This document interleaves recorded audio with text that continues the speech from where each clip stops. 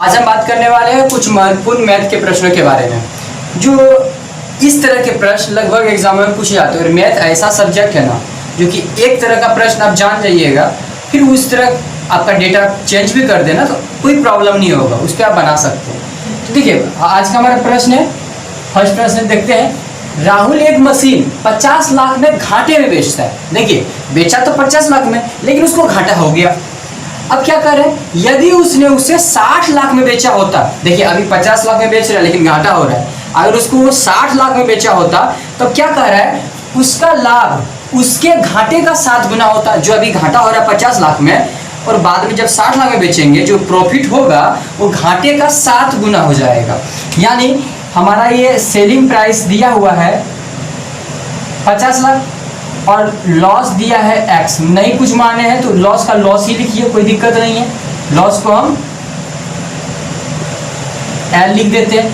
तो यहाँ पे सबसे पहले कॉस्ट प्राइस तो निकालना ही पड़ेगा। देखिए दोबारा से 60 लाख क्या है, यहाँ पे दोबारा से जो 60 लाख दिया है वो क्या है, विक्रय मूल्य है। दोबारा से 2 बार विक्रय मूल्य दिया है, इसके लिए हमको पहले कॉस्ट प्राइस निकालना पड़ेगा, मतलब क्रय मूल्य निकालना पड़ेगा, तभी ना आगे हम कुछ बना पाएंगे। तो क्रय मूल्य क्या हो जाएगा, देखिए 50 लाख में बेचे लेकिन हमको घाटा हो गया, क्रय मूल्य तो हमेशा उससे ज़्यादा हुआ होगा, पक्का है। घाटा तभी ना होता है कि ज़्यादा मैं जब खरीदे, इससे ज़्यादा होगा तो क्या करेंगे, इसमें लॉस को जोड़ देंगे। देखिए यहाँ पे फॉर्मूला भी रट्टा मारने की जरूरत नहीं है, रटना नहीं है, यहाँ पे समझिए, कॉन्सेप्ट क्लियर कीजिए। तो कॉस्ट प्राइस निकल गया 50 लाख प्लस लॉस।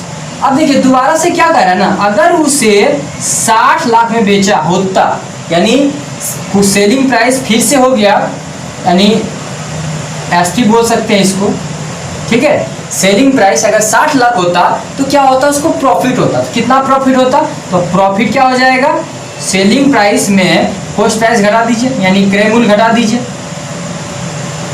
तो क्या हो जाएगा, 60 लाख में 50 लाख, यहाँ पे देखिए प्लस माइनस माइनस, ठीक है, यानी 10 लाख माइनस लॉस, ये हो गया प्रॉफिट।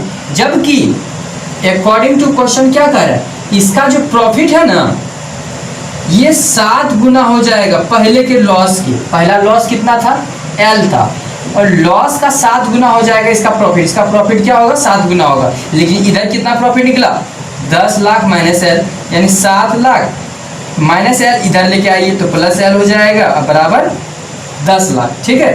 10 लाख है, 10 नहीं है, 10 लाख है। चलिए हम 10 लाख लिखते हैं, इसीलिए 8L बराबर 10 लाख, ठीक है। 10 लाख को 10 लाख लिख देते हैं, ठीक है। अब L का मान निकालना, लॉस निकालना है। लॉस कितना हो गया, 10 लाख में अगर हम 8 से भाग लगाएंगे ये कितना बार में कट जाएगा, 8 एक 8, बच गया यहाँ से 2 पर 0 20, 8 दूनी 16, बचे 4, 4 पर 0 40, 8 पर 40, बचा 3 0 इधर, ठीक है। यानी इसका लॉस कितना हो गया, 1,25,000, ठीक है, कोई प्रॉब्लम नहीं है। अब लॉस जब निकला 1,25,000, फाइनली निकालना क्या, मशीन का क्रय मूल्य, क्रय मूल्य निकालना। जबकि क्रय मूल्य कितना है, देखिए 50 लाख प्लस लॉस, लॉस कितना निकला, 1,25,000, ठीक है।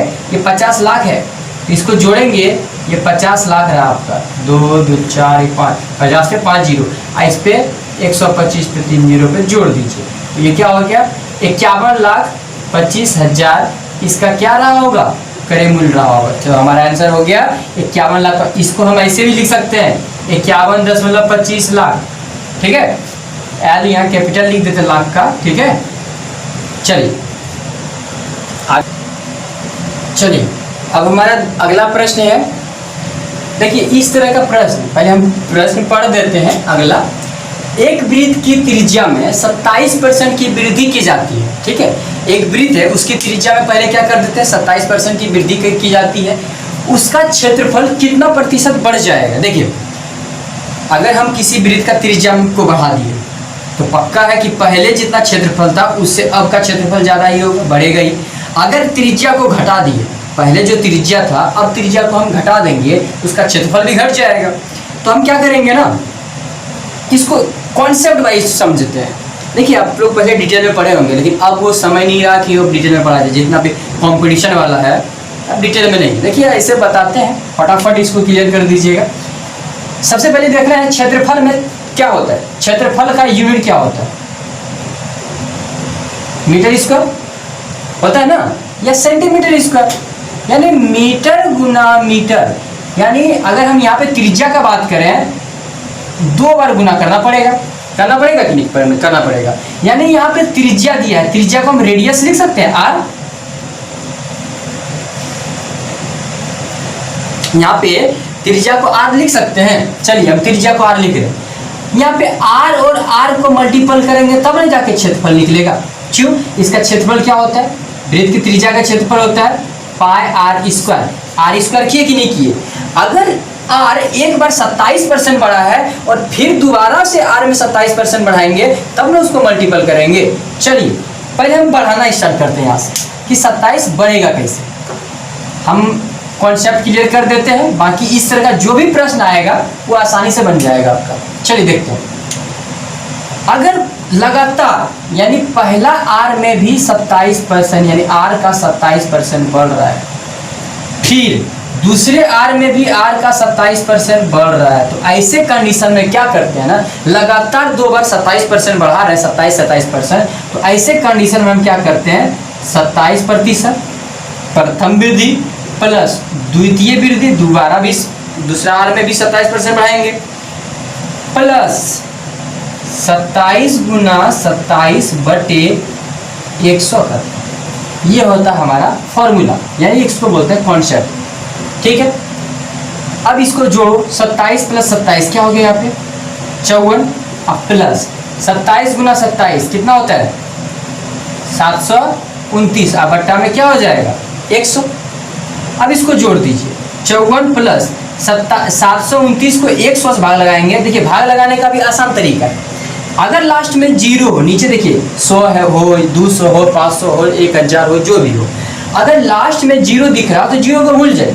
बचा क्या यहाँ पे 1 से ऊपर वाले में भाग लगा दीजिए। पहले 1 से 729 में भाग लगाएंगे तो 729 ही रह जाएगा, और नीचे में 2 0 है तो 2 अंक के बाद पीछे से गिन के 1 2 अंक के बाद यहाँ पे दशमलव दे देते, ये हो जाता है।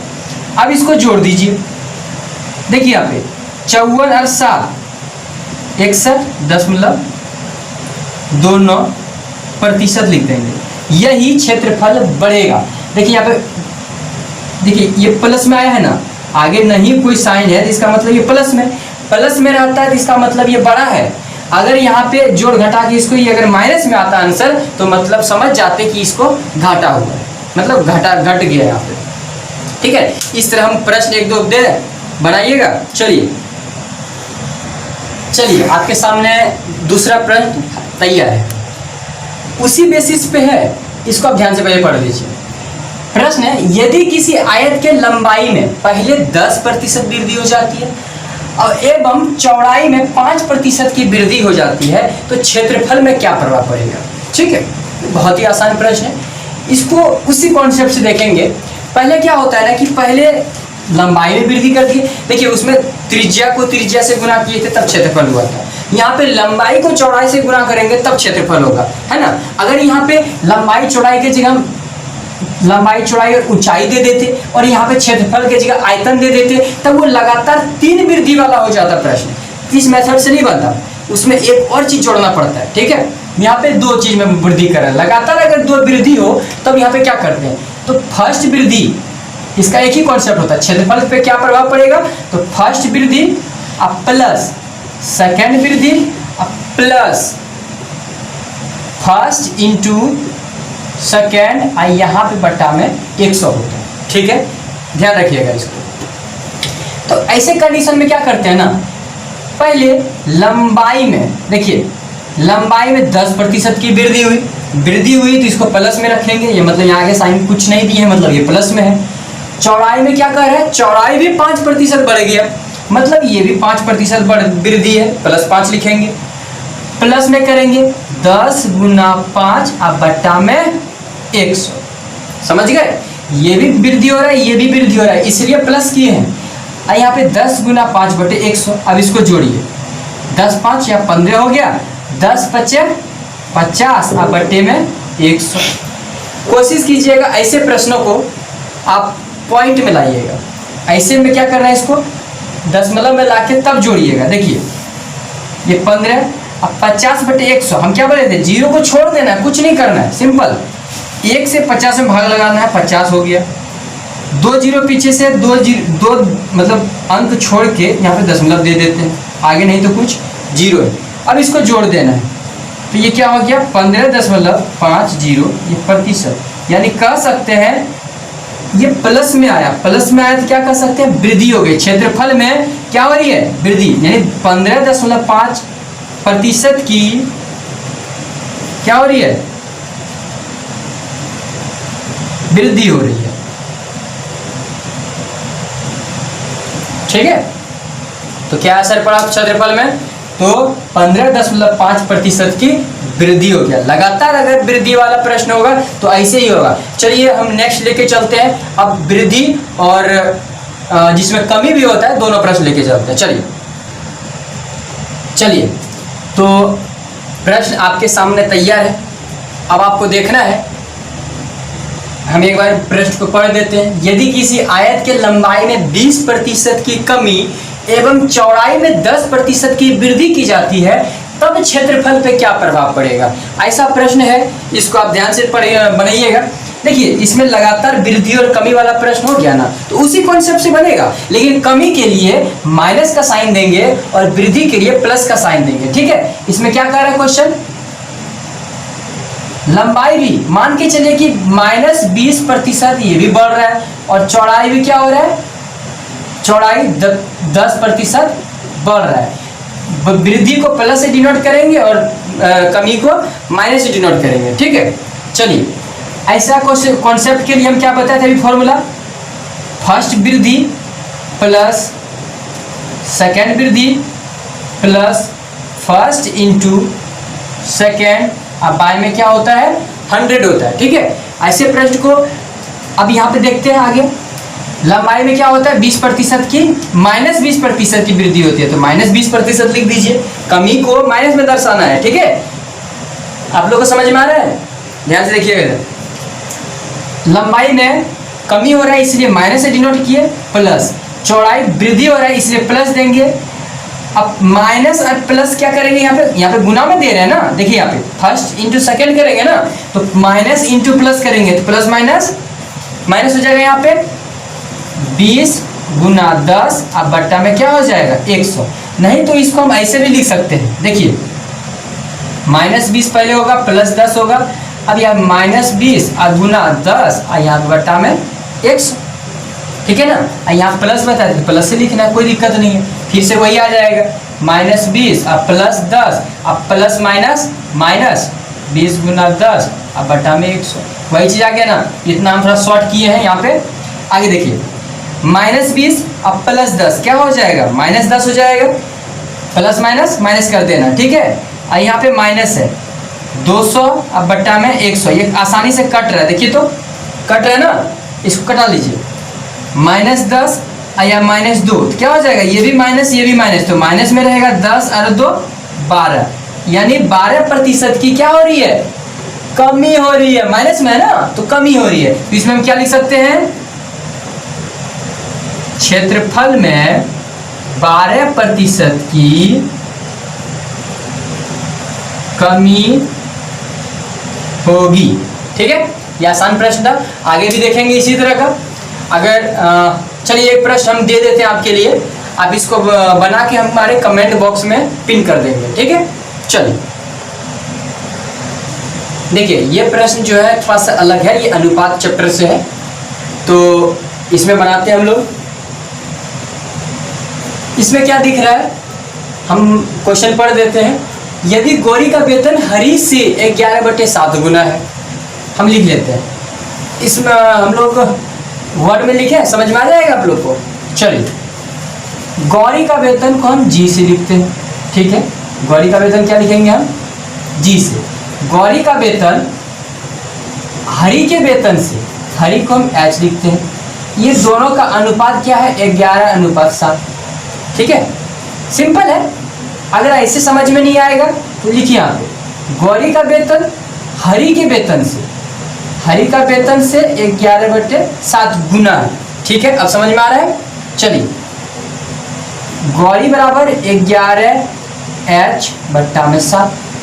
तो गौरी और हरि का अनुपात क्या होगा? अगर अनुपात भी अगर समझ में नहीं आ रहा डायरेक्ट, तो गौरी बटे हरि कर दीजिए। हरि को नीचे लाए हैं, कोई दिक्कत नहीं है क्योंकि ये तो बटा में ही आएगा। इधर इधर क्या होगा? 11/7 होगा, कोई दिक्कत? आगे क्या है देखिए, आगे है शेखर का वेतन हरि से 3/4 है। शेखर को ऐस लिखते हैं, हरि से क्या है?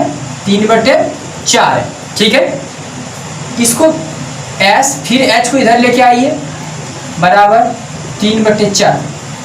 अब ध्यान दीजिएगा, इसको हम पलट के लिख सकते हैं, एस बटे एच 3/4 की जगह एच बटे एस लिख देते हैं, बट 4/3 लिख देते हैं, क्योंकि यहाँ पे आसानी होगा समझाने में, ठीक है। देखिएगा, इसी चीज को खाली उलट दिए, कोई दिक्कत नहीं है इसमें। एस बटे एच की जगह एच बटे एस कर दिए, इसको उलट दिए, और 3/4 की जगह 4/3 कर दिए, कोई दिक्कत नहीं। अब इसी चीज को उठा के यहाँ इसके सामने लिखिए, एच बटे एस बराबर 4/3। मतलब देखिए यहाँ पे गौरी यहाँ 11 है, हरि यहाँ 7 है, हरि यहाँ 4 है, यहाँ पे शेखर यहाँ 3 है। देखिए, हरि एक बार कहा 7 है, एक बार कहा 4 है, ये तो फिर गलत हो गया। तो इसको सही करें, यानी इसको क्या करें, 4 को क्या करें कि ये 7 के बराबर हो जाए, या 7 को क्या करें कि ये 4 के बराबर हो जाए। ऐसे कंडीशन में समझ में नहीं आए ना, तो उल्टा पुल्टा गुना कर दीजिए, यानी इसमें 7 से गुना कर दीजिए और इसमें 4 से गुना कर दीजिए, कोई दिक्कत? चलिए आगे देखते हैं। 7 से इसमें ऊपर गुना किए हैं तो नीचे भी तो करना पड़ेगा, क्योंकि किसी नंबर में अपने मन से गुना नहीं कर सकते, ठीक है। अगर गुना करके हम भाग भी लगा देते हैं तब आशा ठीक है, कोई दिक्कत नहीं है, लेकिन अपने मन से गुना नहीं करते। 7 से गुना किए तो 7 से भाग भी लगाना पड़ेगा, यहाँ 4 से गुना किए तो यहाँ 4 से ऊपर भी करना पड़ेगा, ठीक है। चलिए देखते हैं, यहाँ का इसका अनुपात क्या हो गया? यहाँ पे हो गया 11 चौके 44 और यहाँ बटे 28। यहाँ देखिए 28 और बटे 7 21। अब देखिए यहाँ पे हरि भी यहाँ पे 28 हो गया और यहाँ भी 28 हो गया, मतलब सही हो गया, ठीक है। हरि का बात की है तो हरि यहाँ भी 28 है, यहाँ भी 28, सही हो गया। तब यहाँ पे क्या दिख रहा है? गौरी यहाँ पे क्या दिखा? 44। हरि क्या दिखा? बराबर नहीं दे सकते, अनुपात में है। हरि क्या दिखा यहाँ पे? 28, और यहाँ पे शेखर क्या दिखा? 21। अब प्रश्न में पूछा है गौरी और शेखर के वेतन का अनुपात, किसका किसका? गौरी और शेखर का अनुपात पूछा है। गौरी का अनुपात कितना है? 44, और शेखर का अनुपात कितना है? 21। हो गया आंसर, आसान है, समझ में आया आप लोग को? चलिए इसी तरह आगे प्रश्न भी देंगे, बढ़ते हैं। चलिए, सेम है, सब कुछ वही रहने दिए हैं, सिर्फ डेटा को चेंज कर दिए, ठीक है। अब क्वेश्चन है, गौरी का वेतन हरि के वेतन से 15/4 गुना है और शेखर का वेतन हरि के वेतन से 16/3 गुना है। तब क्या करें? गौरी और शेखर का वेतन का अनुपात निकालना है। इसी में एक और जोड़ देंगे हम कि आगे बनाते समय हम कर देंगे, सब एक एक करके बारीकी से निकाल देंगे। गौरी शेखर का और गौरी और हरि का, फिर गौरी शेखर और हरि तीनों का निकालना है। तो कैसे निकालते हैं, चलिए इस प्रश्न में देखते हैं, ठीक है। चलिए सबसे पहले गौरी और शेखर, सॉरी हरि यहाँ पे ना, अगर ऐसा बट्टा वाला प्रश्न रहे ना तो बहुत इजीली कर सकते हैं। डायरेक्ट जो पहले लिखा ऊपर लिख दीजिए, हरि बाद में लिखा हरि को नीचे लिख दीजिए, बराबर कर दीजिए। अनुपात में कितना दिया, मतलब बट्टा में कितना दिया? 15/4 दिया है, लिख दीजिए उसको, कोई दिक्कत नहीं है। गौरी बटे हरि 15/4 है। आगे यहाँ पे हरि बटे, यहाँ शेखर बटे हरि है, शेखर आप बटे में हरि है, कितना है?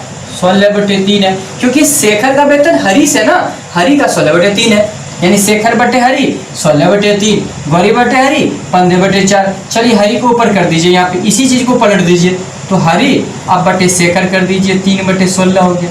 अब देखिए ध्यान दीजिए, हरि का एक जगह कह रहा है यहाँ पे 4 है, एक जगह कह रहा है 3 है, मतलब गलत कह रहा है, तो हम उसको सही कर देंगे। सही कैसे करेंगे? यहाँ पे सही कैसे करेंगे? देखिए मिटा के नहीं सही कर रहे हैं, ठीक है, ये हम सर्कल को मिटा रहे हैं। तो यहाँ पे सही कैसे करेंगे?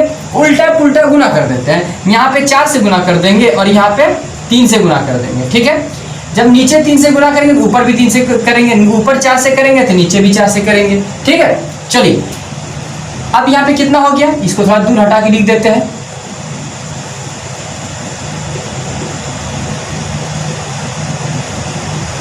यहाँ पे हो गया 15 3 जा 45 और यहाँ पे हो गया 12, यहाँ पे हो गया 12, अब बाय में क्या हो गया 64। अब देखिए यहाँ भी हरी हो गया 12, यहाँ भी 12, यानी इधर भी 12 और इधर भी 12, अब सही हो गया। तब यहाँ पे क्या लिख सकते हैं, गौरी अनुपात, किसका किसका, 3 ही आदमी है ना, गौरी, हरी और शेखर, हरी अनुपात शेखर, सबको अनुपात में लिखे तो अनुपात में इसको भी उसी तरह सजा दीजिए। गौरी का क्या है 45 है, हरी का क्या है 12 है, चाहे यहाँ का लिख दीजिए या यहाँ का लिख दीजिए, ठीक है। अनुपात शेखर की कितना है 64 है। अब तीनों का निकल गया। प्रश्न में क्या कह रहा है, गौरी और शेखर का निकालना है, गौरी और शेखर का निकालना है। गौरी का हो गया 45 और शेखर का हो गया 64। अगर आगे क्वेश्चन कहेगा एंड हरी और शेखर का निकालिए, तो हरी पहले कह रहा है तो हरी का निकाल लीजिए, लिख लीजिए पहले 12, शेखर का कितना है 64 है। अब देखिए ये कट रहा है ना, कट रहा है 4 के पारा में 3 बार में, 4 के पारा में 16 बार में, तो ये हो गया 3:16, ठीक है। और हम पूछेंगे, अगर हम इसको कहेंगे शेखर और गौरी और हरी का निकालिए। अब देखिए जैसे तैसे लिख दिए हैं, लेकिन हाँ इसका सीक्वेंस देखना है, जैसे तैसे अगर क्वेश्चन दे दिया है तो वैसे ही हमको आंसर लिखना पड़ेगा। यहाँ पे शेखर पहले लिख दिए, शेखर का कितना है यहाँ पे 64 है, 64 लिख लीजिए पहले अनुपात। उसके बाद क्या दिया गौरी, गौरी का कितना यहाँ पे 45 है, 45 लिख लीजिए अनुपात। उसके बाद हरी, हरी का कितना यहाँ पे, हरी बीच में, यहाँ बीच में 12 है, यानी 12 हो गया, ठीक है। यहाँ पे जैसे जैसे प्रश्न पूछेगा वैसे ही हमको आंसर लिखना पड़ेगा। ऐसा नहीं कि शेखर का पहले पूछा तो शेखर का बाद में आंसर देंगे, यहाँ पे अनुपात में लिखेंगे तब वहाँ पे गलत हो जाएगा, ठीक है। सीक्वेंस से लिखना है, शेखर का पहले है तो शेखर का ही पहले लिखेंगे, गौरी का सेकंड में तो गौरी का सेकंड में लिखेंगे, हरी का थर्ड में तो हरी का थर्ड में लिखेंगे। चलिए इसी तरह हम आगे और प्रश्न देते हैं, एक और आपके प्रैक्टिस के लिए देते हैं, आप उसको बनाइएगा। चलिए चलिए हम क्वेश्चन लिख दिए हैं, ठीक है। प्रश्न है, यदि राम का उम्र श्याम की उम्र का 4/5 है एवं मोहन का उम्र राम की उम्र का 7/8 गुना है, तो राम, मोहन और श्याम की उम्र का अनुपात क्या होगा। देखिए वहाँ पे वेतन कह रहा था, यहाँ उम्र कह रहा है, क्या फर्क पड़ता है तो अनुपात के फॉर्म में है, तो यहाँ पे बट्टा के फॉर्म में है ना, गुना में दिया हुआ है, तो क्या दिक्कत है, सेम वैसे ही बनाना है इसको भी, ठीक है। इसका आंसर निकालना है, कमेंट बॉक्स में भेजना है। चलिए आगे देखते हैं। चलिए अब देखते हैं एक, अब देखिए साइन थीटा कॉस थीटा से आ गया ये, ठीक है। तो इस प्रकार का प्रश्न बनाने के लिए आपको फॉर्मूला याद होना बहुत जरूरी है। तो एक फॉर्मूला हम यहाँ पे लिखेंगे, जो इस फॉर्मूला के आधार पर ये प्रश्न बनेगा। यहाँ पे देखिए sine square theta plus cos square theta is equal to क्या होता है 1 होता है, ठीक है। अगर ये फॉर्मूला आपको याद है तो आसानी से बना लीजिएगा। देखिए इसमें क्या करना है, क्वेश्चन है कॉस ए प्लस साइन ए, इसका क्या करना है होल स्क्वायर कर देना है, plus cos A minus sign A का होल स्क्वायर कर देना है। देखिए स्क्वायर कीजिए, ए प्लस बी का होल स्क्वायर क्या हो गया ए स्क्वायर, यानी cos square A plus sine A का होल स्क्वायर क्या हो गया, तो sign square A plus 2ab, यानी 2 इंटू ये कितना है यहाँ पे कॉस ए इंटू साइन, ठीक है। अब इसमें चलते हैं, प्लस कॉस ए का whole square, cos square A plus, देखिए ए माइनस बी का होल स्क्वायर का फॉर्मूला क्या होता है A square plus B square minus 2ab, तो ए स्क्वायर कर दिए cos square A plus B square क्या है यहाँ पे sine square A minus 2 cos A into sine A, ठीक है, दिख रहा है ना। चलिए यहाँ पे देखते हैं, साइन यहाँ पे cos square A plus sine square ए, यानी cos square theta plus sine square theta, यानी इतना का मान क्या हो गया 1 हो गया। अब देखिए यहाँ पे cos square theta plus sine square theta, इतने का मान 1 हो गया। चलिए +2 cos A into sine A -2 cos A into sine A खत्म हो गया, क्योंकि 2 unit cos A into sine A में 2 unit cos A into sine A घट जाएगा, यानी खत्म हो गया, कुछ नहीं बचा, जीरो, खत्म। यहाँ पे क्या हो गया 1 हो गया, और यहाँ पे क्या हो गया, यहाँ भी 1 हो गया, तो 1 1 आंसर क्या हो गया 2। ऑप्शन देखो 3 ऑप्शन हमारा सही है। चलिए अगले प्रश्न की तरफ चलते हैं, ऐसा ही चलेगा। चलिए आते हैं अगले प्रश्न की तरफ। देखिए सेम ऐसा ही क्वेश्चन है, सिर्फ यहाँ पे माइनस हो गया है, पहले प्लस था अब माइनस हो गया। देखिए आंसर कैसे चेंज हो जाता है, फटाफट आप लोग ध्यान दीजिएगा, बहुत जल्दी बनाना है।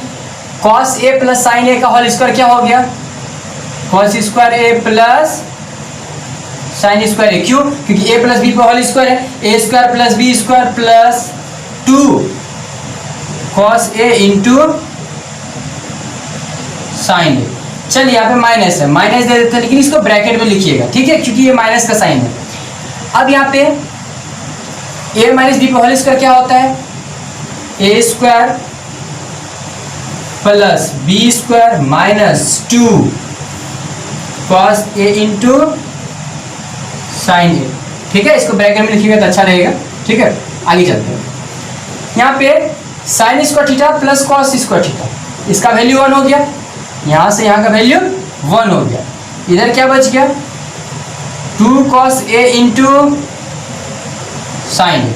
अब यहाँ पे देखिएगा, यहाँ से लेके यहाँ तक का वैल्यू 1 हो गया। चलिए ब्रैकेट के अंदर 1, और यहाँ पे क्या हो गया -2 cos A साइन ए, ठीक है। चलिए 1 plus 2 cos A sine A minus, अब 1, अब minus minus plus 2 cos A into sine A. ऑप्शन में यहाँ पे 4 होगा, सॉरी गलत लिखा गया था, ठीक है। अब देखिएगा यहाँ से 1, यहाँ से 1 खत्म हो गया। अब यहाँ पे क्या हो गया 2 unit of cos A into sine A, यहाँ भी 2 unit of cos A into sine A. देखिए यूनिट इसका सेम है, ये वाला सेम है, पोर्शन दिख रहा है, ये पोर्शन क्या है यहाँ पे सेम है, यानी 2 यूनिट और 2 यूनिट क्या हो गया 4 यूनिट क्या cos A इंटू साइन ए, यही हो गया हमारा आंसर। तो ऑप्शन 4 में हमारा सही आंसर है, ठीक है। चलिए बढ़ते हैं, ये प्रतिशत से सवाल आ गया है, यानी छूट पे, यानी अंकित मूल्य पे ही छूट होता है। ध्यान दीजिएगा, एक चीज़ आपको यहाँ पे समझ जाना चाहिए पहले ही, एक बार हम पहले क्वेश्चन को पढ़ देते हैं। यदि एक व्यापारी सूची मूल्य क्या होता है अंकित मूल्य को बोलते हैं, ठीक है। सूची मूल्य पर 20% की छूट प्रदान करता है तो उससे 16% का नुकसान हो जाता है। देखिए सूची मूल्य जितना भी होगा उस पर 20% का अगर छूट दे दिए किसी को तो 16% का घाटा हो गया। अब क्या कर रहा है, यदि वो सूची पर 10% की छूट बेचता, ठीक है, 10% की छूट पे बेचता, पहले बेच रहा था 20% छूट दे रहा था, अब देना था 10%, तो क्या होगा थोड़ा तो राहत होगा। चलिए तो उसे कितना प्रतिशत लाभ या हानि होगा, कह नहीं सकते कि लाभ होगा कि हानि होगा, लेकिन कुछ राहत होगा, क्योंकि पहले 20% का छूट दिया और अब 10% का छूट देगा। चलिए बढ़ाते हैं, अंकित मूल्य यानी सूची मूल्य नहीं कुछ तो 100 मान लेते हैं, ठीक है। छूट किस पे देता है अंकित मूल्य पे देता है। चलिए तो यहाँ पे छूट कितना दिया 20% दिया, तो बेचा कितना में होगा 80 में बेचा होगा। यहाँ पे क्या निकल गया मेरा selling, S for selling, P for price, ठीक है। सेलिंग प्राइस कितना निकला इसका 80 रुपये निकला। अब क्या कर रहा है 16% का नुकसान होगा, तो यहाँ पे सेलिंग प्राइस निकला तो हमको कॉस्ट प्राइस निकालना पड़ेगा। कॉस्ट प्राइस कैसे निकलेगा, कॉस्ट प्राइस कैसे निकलेगा, इसका फॉर्मूला होता है, क्या होता है, एक चीज़ यहाँ पे ध्यान दीजिएगा, लॉस हुआ है, फॉर्मूला अगर याद नहीं है तो हम एक ट्रिक बताएंगे फॉर्मूला याद रखने का, क्योंकि रट्टा नहीं मारना है, डायरेक्ट आप लिख लीजिएगा। सेलिंग प्राइस लॉस हो रहा था तो सेलिंग प्राइस से कॉस्ट प्राइस ज़्यादा होगा कि कम होगा, ज़्यादा होगा। कॉस्ट प्राइस ज़्यादा करने के लिए सबसे पहले यहाँ पे सेलिंग प्राइस तो लिखना ही पड़ेगा, इनटू बात आता है 100 ऊपर लिखे कि 100 माइनस लॉस को ऊपर लिखे, ठीक है। जब सेलिंग प्राइस से ज़्यादा होगा कॉस्ट प्राइस तो ज़्यादा करने के लिए ज़्यादा वाला वैल्यू 100 है कि 100 माइनस लॉस है, जल्दी बताइए। 100 है, 100 को ऊपर लिखेंगे और छोटा वाला वैल्यू को नीचे लिखेंगे, मतलब इसका वैल्यू ज़्यादा निकल गया। हमको सेलिंग प्राइस से कॉस्ट प्राइस तो ज़्यादा ही लाना था। ये कॉमन सेंस है, खुद माइंड में लग सोचिए और बनाइए। फॉर्मूला नहीं भी याद है, हो गया। चलिए, सेलिंग प्राइस यहाँ पे कितना था 80 गुना 100 बट्टे 100 माइनस लॉस कितना है 16, ठीक है।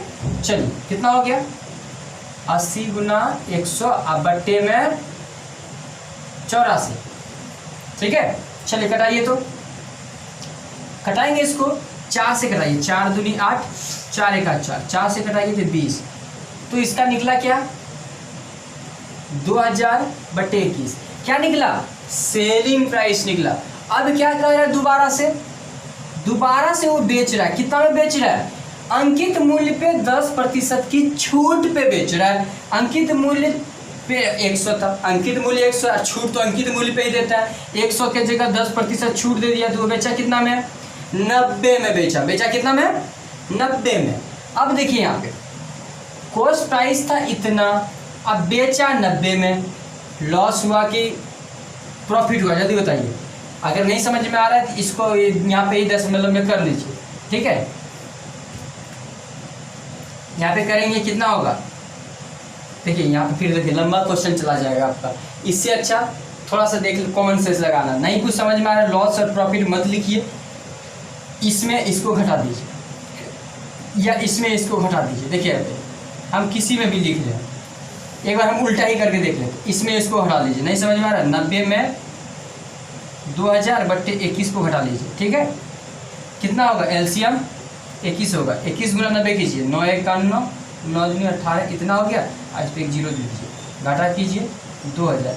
अब बताइए इतना में इतना घटाएंगे तो माइनस में चला जाएगा कि आंसर माइनस में जाएगा कि नहीं जाएगा, मतलब इसमें नहीं घटाते हम इसमें घटाते। और ये क्या था, ये क्या था कॉस्ट प्राइस। कॉस्ट प्राइस में यानी कॉस्ट प्राइस अभी भी बड़ा हो रहा है, ये वाला बड़ा हो रहा है, तो घाटा हुआ कि फायदा हुआ, घाटा हुआ। घाटा हुआ तो चलिए अब देखते हैं। अगर यहाँ से समझ में आ गया ठीक है, यहाँ तक कर लिए, सॉल्व करना है कैसे भी कर लिए। इसका आंसर निकाल लीजिए पहले, 0 1 यहाँ पर 9 में 1 बट्टा में 21, ये हो गया, ठीक है। चलिए लेकिन हम लिखेंगे क्या लॉस, क्या लिखेंगे हम लॉस लिखेंगे। तो प्रतिशत लॉस निकालना है, तो प्रतिशत लॉस कैसे होगा, सिंपल लॉस कटाइए इसको, नहीं रुक जाइए सॉरी, ये कटेगा क्या नहीं कटेगा, 110 रहने दीजिए नहीं कटेगा, ठीक है। तो यहाँ पे प्रतिशत लॉस बराबर क्या होता है सिंपल लॉस गुना 100 अब बट्टे में करें मूल्य, यानी कॉस्ट प्राइस क्या था यहाँ पे 2000 बट्टे में 21। चलिए बनाइए 110 बट्टे 21, इसको ई भागा, देखिए ये वाला भागा, ये वाला जो भागा है इसको यहाँ पे गुना कर दीजिए, इसको पलट दीजिए, ऐसे ही होता है। अब गुना में 100, ये 21 से ये 21 कट गया, ये 0 से ये 0 कट गया। अब देखिए 2 0 से यहाँ 2 0 कट गया, यानी हो गया आंसर 11 बट्टे 2 यानी 5.5% आंसर, ठीक है। ये क्या हो गया लॉस हो गया, समझ में आ गया ना कि कहाँ लॉस हुआ कहाँ। देखिए यहाँ पे अनटक्कर मारे थे, यहाँ पे ये किए थे, नहीं समझ में आ रहा था बट्टा में टाइम लग जाता, उससे अच्छा हम फटाफट अनटक्कर मारिए कीजिए। अगर ये माइनस में आ गया तो समझ जाइए कि ये छोटा था। अब देखिए ये वाला पार्ट छोटा पड़ गया था, ये बड़ा पड़ गया था, ये छोटा पड़ गया, ये क्या था 90 छोटा पड़ गया, 90 क्या था सेलिंग प्राइस छोटा पड़ गया था, तो कॉस्ट प्राइस ही ज़्यादा होगा। जब कॉस्ट प्राइस ज़्यादा है सेलिंग प्राइस कम है, मतलब अभी भी हमको घाटा हो रहा है यानी लॉस हो रहा है, तो लॉस लिख देंगे, क्या दिक्कत है, ठीक है। चलिए नेक्स्ट वर्ड पर चलिए अगला प्रश्न की तरफ आते हैं। ये बहुत ही आसान प्रश्न है, इसमें देखते हैं x का मान ज्ञात करें, ठीक है। जिसके लिए समीकरण 12 - 6x और 4x + 2 बराबर है। ये बहुत ही आसान प्रश्न है। कौन कौन बराबर है, तो 12 - 6x 4x + 2 बराबर है, लिखा है ना, देखिए। चलिए बराबर कर दिए, x का मान निकालना। अब यहाँ पे देखिए 12, देखिए ऐसे प्रश्न में क्या करते हैं, x वाले को x वाले के साइड लेके जाते हैं और जो सिंपल नंबर है उसको नंबर के साइड में लेके आते हैं, यानी 12 को 2 को इधर लेके आइए तो +2 है, इधर आके -2 हो जाएगा। यहाँ पे 4x है, -6x है तो माइनस उधर चला जाएगा तो +6x हो जाएगा। 12 में 2 गया तो क्या बच गया 10, 4x + 6x क्या हो गया 10x, इसीलिए x का मान निकालेंगे तो x के साथ ये 10 गुना में है ना, ये 10 गुना में है, तो इधर उठ के इधर आएगा, तो गुना में की जगह इधर ये वाला 10 लिख दिए। अब ये वाला 10 उठ के इधर जब जाएगा तो ये इधर भागा में हो जाएगा, इसको कटा दीजिए तो हो गया 1 आंसर। तो कौन सा ऑप्शन में है? ऑप्शन सी हमारा सही ऑप्शन है। चलिए आज के लिए इतना ही रहने दीजिए, ठीक है।